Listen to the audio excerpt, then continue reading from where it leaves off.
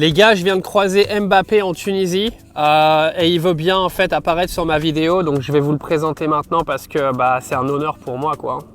T'es sûr Kylian, hein, t'es ok hein?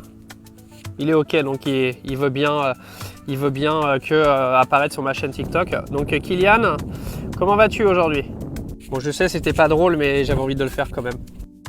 Les tortues que vous voyez sur l'île, en fait, c'est en référence donc à toutes ces personnes qui travaillent sur cette île, qui est complètement préservée du tourisme, justement pour protéger toutes les tortues qui vivent tout le long de l'île.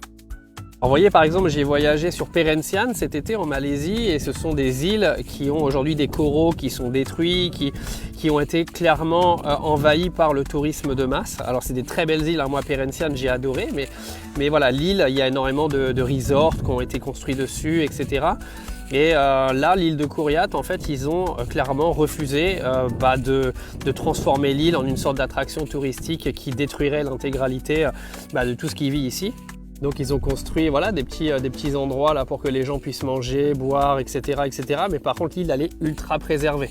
Donc si vous êtes dans les alentours de Monastir et que vous voulez venir flâner sur un endroit qui est encore préservé de tout le tourisme de masse et de la pollution, etc. C'est franchement topissime, c'est hyper dépaysant quoi. En fait, il y a une équipe qui dort sur l'île et de 9h du soir à 5h du matin, ils vont s'occuper justement de toutes les tortues, etc., de la reproduction, tout ça. Je ne suis pas un grand spécialiste, donc je ne vais pas vous sortir un baratin. Mais voilà, c'est une équipe de jeunes qui s'occupe justement de préserver l'intégralité de l'espèce, donc des tortues et des oiseaux en général sur l'île. Mais regardez la flotte, quoi. C'est franchement trop beau. Elle est vraiment turquoise de chez Turquoise, c'est magnifique. Magnifique.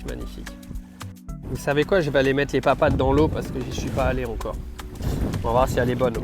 Bon là on est fin septembre, début octobre, donc c'est plutôt frais. Hein. Je sais pas combien elle doit être à 24, un truc comme ça. Mais franchement elle est translucide. Regardez l'eau, elle est translucide les gars. C'est ultra propre quoi. Topissime. Alors moi après je vais aller au niveau, je sais pas s'ils appellent ça pareil en Tunisie, des warung qui sont là-bas, on appelle ça comme ça en Indonésie, etc. pour aller manger.